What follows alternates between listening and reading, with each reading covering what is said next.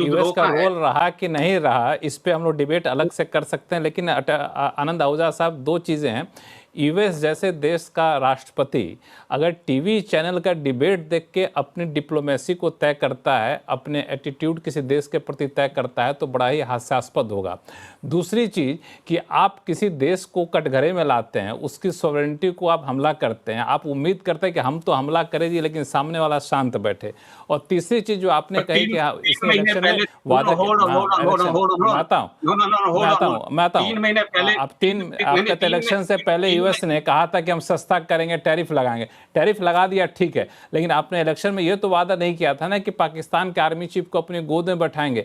आपने ये तो वादा नहीं किया था कि भारत के प्रति अपशब्द कहेंगे। ये तो कहीं डिप्लोमेसी में नहीं आ रहा था ना। आरती टिक्कू सिंह, ये तो अब हुआ ना। 3 महीने 4 महीने पहले तो ये नहीं था ना।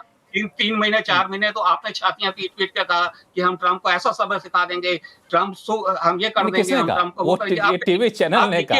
अब टीवी चैनल देख करके ट्रंप साहब रिएक्ट करते हैं क्या? ये तो आनंद आहूजा साहब टीवी चैनल देख के ट्रंप साहब रिएक्ट करेंगे क्या? और हमारे नेता क्या वहां के टीवी चैनल देख के रिएक्ट करेंगे? ये तो बड़ा ही हास्यास्पद होगा। बात आ रही है डिप्लोमेसी वर्सेस एग्रेशन की, जो आपके पैनलिस्ट ने अभी बात की। मैं एग्रेशन की बात कर रहा हूं कि अगर आप नहीं, वही एग्रेशन जो है वो टीवी चैनल देख के राष्ट्राध्यक्ष एग्रेशन तय नहीं करेंगे। हमारे टीवी चैनल को देख करके यूएस का टीवी चैनल रिएक्ट करे तो बनता भी है, लेकिन एक टीवी चैनल देख करके अमेरिका का राष्ट्रपति रिएक्ट करे, ये तो अपने बड़ा हास्यास्पद होगा। आरती टिक्कू सिंह सचित में रिएक्ट कर लीजिए। एक आरती जी को जोड़ना चाहती हैं। लक्ष्मण जी, टीवी चैनल्स की कहानी अलग है, वो मुझे नहीं लगता है कि वो इस सब का इस डिबेट में उसका रेलेवेंस है।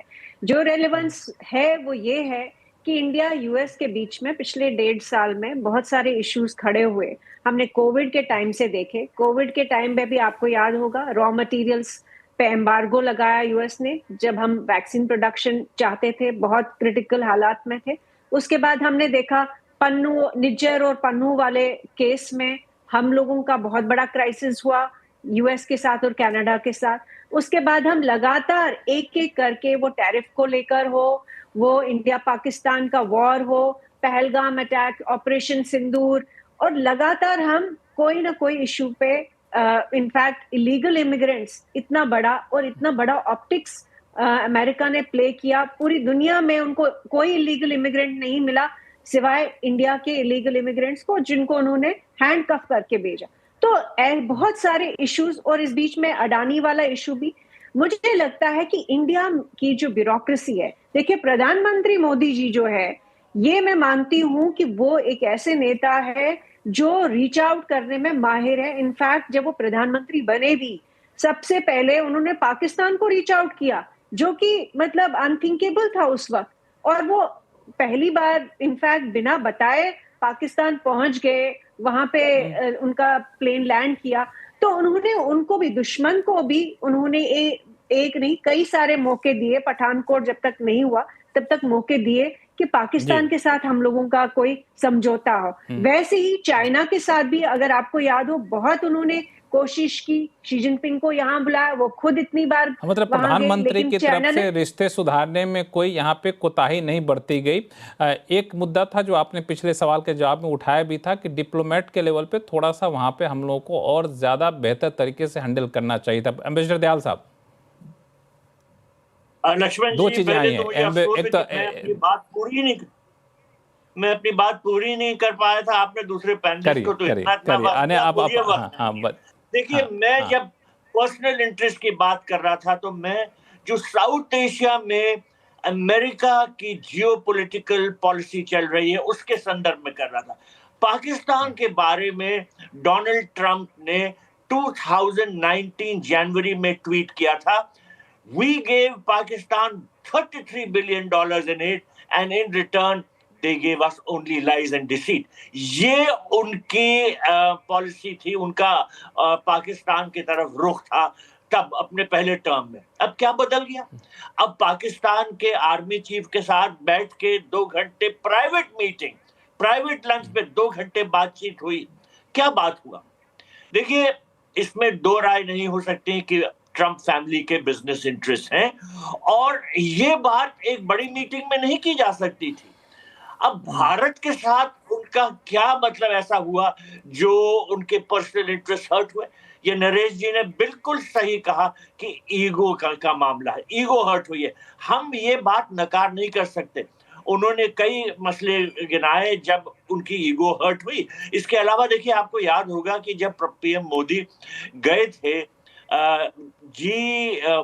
उसके क्वाड मीटिंग के लिए और यूएन को एड्रेस करने के लिए सितंबर में, तब उनको ट्रम्प साहब ने, जब वो न्यूयॉर्क में थे, उनको बुलाया था कि मेरे साथ बातचीत कर लीजिए आके, और मेरे फ्रेंड, उन्होंने अनाउंस कर दिया था my friend Modi will come, but PM Modi नहीं गए क्योंकि वो इलेक्शन का टाइम था। उन्होंने सही बात की कि एक कैंडिडेट के साथ ऐसे में बात करना वो ठीक नहीं था, लेकिन ट्रम्प हर्ट हुए। अब देखिए, जो ये इंडिया पाकिस्तान के सीज फायर की बात थी, बार बार ट्रम्प ने कहा कि मैंने सीज फायर कराया, हमने उनकी बात को नकार दिया, हमने कहा नहीं कराया।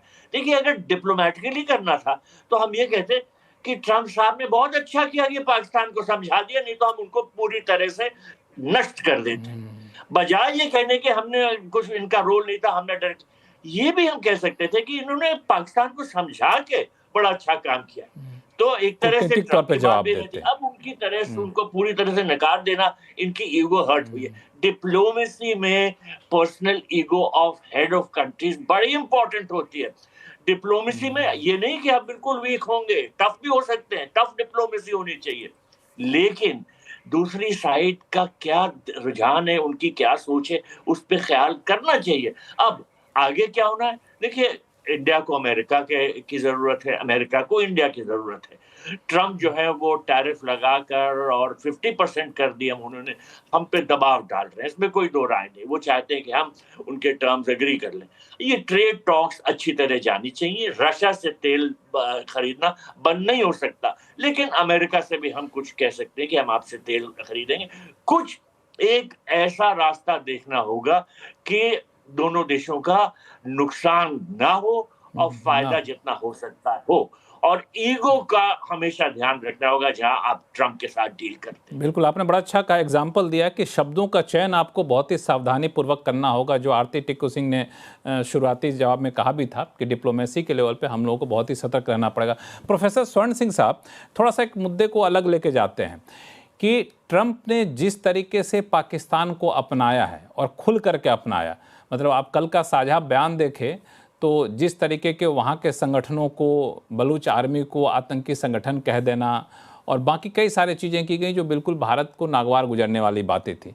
तो क्या ये माना जाए कि अब रिश्ते बिल्कुल बदल गए हैं इस पूरे जियोपॉलिटिकल रीजन में?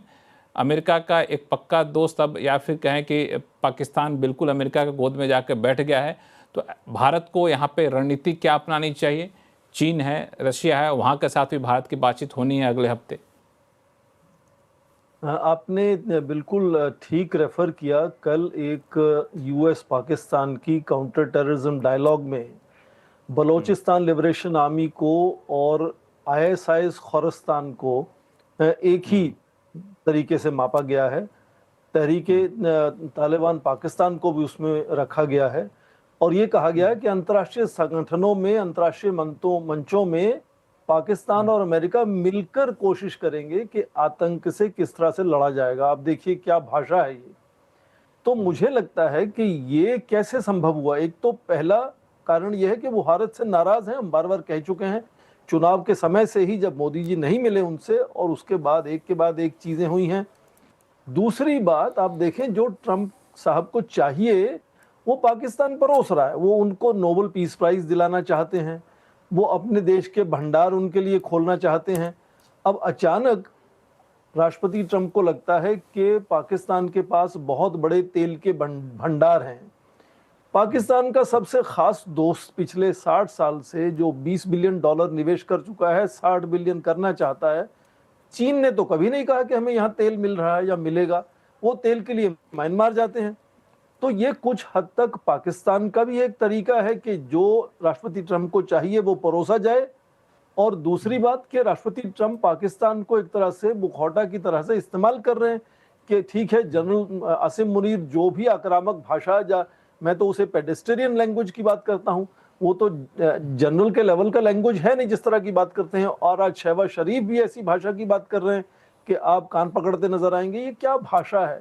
पर ट्रंप साहब को लगता है कि ये उनके हित में है कि इंडिया पे लगातार भारत पे दबाव बनाया जा सके। इसीलिए मैं कह रहा हूं, इससे पहले कि उनका जो ईगो है वो बातों को और जटिल कर दे और उनको सुलझाना मुश्किल हो जाए, भारत के प्रधानमंत्री यदि वहां जाते हैं तो हो सकता है लेन देन, आदान प्रदान, समझ जो आपस में बायलैटरल लेवल पे क्लोज डोर में होगी, हो सकती है। उसमें एक बात मैं जरूर जोड़ना चाहूंगा, हमारे एक पैनलिस्ट ने कहा कि भारत के प्रधानमंत्री के साथ शायद बदतमीजी हो सकती है जिस तरह से राष्ट्रपति जेलेंस्की के साथ हुई। हालांकि यूक्रेन महान देश है, भारत भी महान देश है, पर आप देखें कि राष्ट्रपति ट्रंप को, जिसको हम मेथड इन मैडनेस कहते हैं, वो आपको नजर आती है। 2 बार फोन किया उन्होंने राष्ट्रपति शी जिनपिंग को बुलाने के लिए कि आप मेरी इनॉग्रेशन में आए 20 जनवरी को, वो तो नहीं गए। उसके बाद उन्होंने कोई बदतमीजी नहीं की उनके साथ। अलग अलग राष्ट्र के नेता वहां जाते हैं, आज तक एक भी उदाहरण नहीं है जब सीधा भारत के प्रधानमंत्री का नाम लेकर कुछ उन्होंने नकारात्मक टिप्पणी करी हो। हमेशा उनको ये पता है कि बदतमीजी किसके साथ करनी है।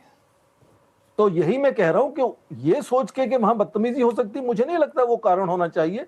भारत के प्रधानमंत्री को जाना चाहिए, व्यवहारिक तौर पर क्या तालमेल बन सकता है, कैसे बन सकता है, दोनों देशों को एक दूसरे की जरूरत है। मैं तो यहां तक कहूंगा कि भारत के रिश्ते चीन से जब और सुधरने की संभावना बढ़ती है, वो कभी कभी इसलिए भी बढ़ती है कि चीन को लगता है कि भारत अमेरिका के बहुत पास जाता जा रहा है, उसका नकारात्मक असर हो सकता है चीन पर, इसलिए वो अपनी और लुभावना भी चाहता है कभी कभी वो।